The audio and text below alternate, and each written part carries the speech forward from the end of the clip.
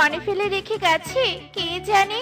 যাকে সেসব কথা, চলো তোমার বাড়িতে পৌঁছে দেই। এখন থেকে আর তোমাকে একা একা কাজ করতে হবে না, তুমি বাড়িতেই থেকো, আমি তোমার সব কাজ করে দিব। টুনি মিনু বৃদ্ধাকে তার বাড়িতে পৌঁছে দেয়। টুনির আপন বলতে জঙ্গলের এই গাছ, পশু পাখি, নদী এরাই ছিল। টুনি সব সময় অন্যের মাঝে নিজের সুখ খুঁজে নিত। থালা বাসনগুলো আজ ভালোভাবে পরিষ্কার করে একবার কমলা মাসিকে দেখতে যেতে হবে। না জানি কত কষ্ট করছে, আমি গেলেই তো ওই দুটো কথা মন খুলে বলতে পারি। সত্যি শেষ বয়সে কেউ পাশে থাকে না। সাহায্য করো টুনি, আমাকে একটু সাহায্য করো আমায়। এ কি, কে ডাকছে? কে আমাকে এভাবে ডাকছে?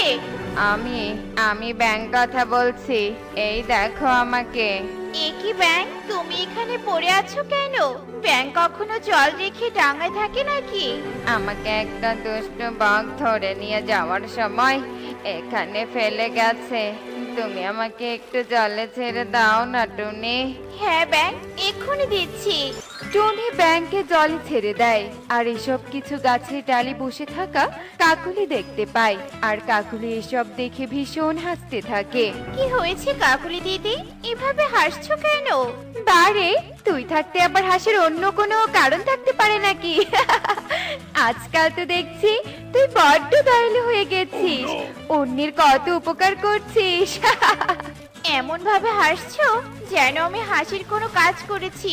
এভাবে তুচ্ছ-তাচ্ছিল্য না করেও তো পারো বাপু।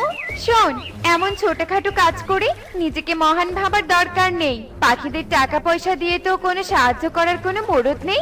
এসেছে দয়ালু শাস্তে, যেদিন কারো বড় উপকার করতে পারবি সেদিন অত ফটর ফটর করিস, বুঝেছিস? কাকুলি টুনিকে তার কাজকর্মের জন্য বেশ অপমান করে উড়ে চলে যায়। কিন্তু টুনি কাকুলির কথায় কোনো মন খারাপ করে না, কারণ টুনি জানে অন্যের কোনো সামান্য উপকারে আসলেও ভীষণ শান্তি পাওয়া যায়। হায় সৃষ্টিকর্তা, কত পাখি খাবারের অভাবে না খেয়ে আছে, কত পাখি চিকিৎসা করাতে পারছি না। জানি না আমি কবে তাদের সাহায্য করতে পারবো। কত পাখি আমাকে দিয়ে হাসি ঠাট্টা করে, কত পাখি আবার খুশি হয়। পুরো বন যখন ঘুমের দেশে চলে গিয়ে নীরবে ঘুমাচ্ছিল, তখন টুনি যেন তার সমস্ত দুঃখ কষ্টকে উপড়ে ফেলছিল। এই কষ্ট যেন টুনির একার, টুনির এই কষ্টের ভাগ নিতে কেউই নেই। এমন সময় হঠাৎ এক মিষ্টি কণ্ঠ ভেসে আসে টুনির কানে। টুনি, আমার সাথে এসো। এসো টুনি, আমার সাথে এলে তুমি সব সমস্যার সমাধান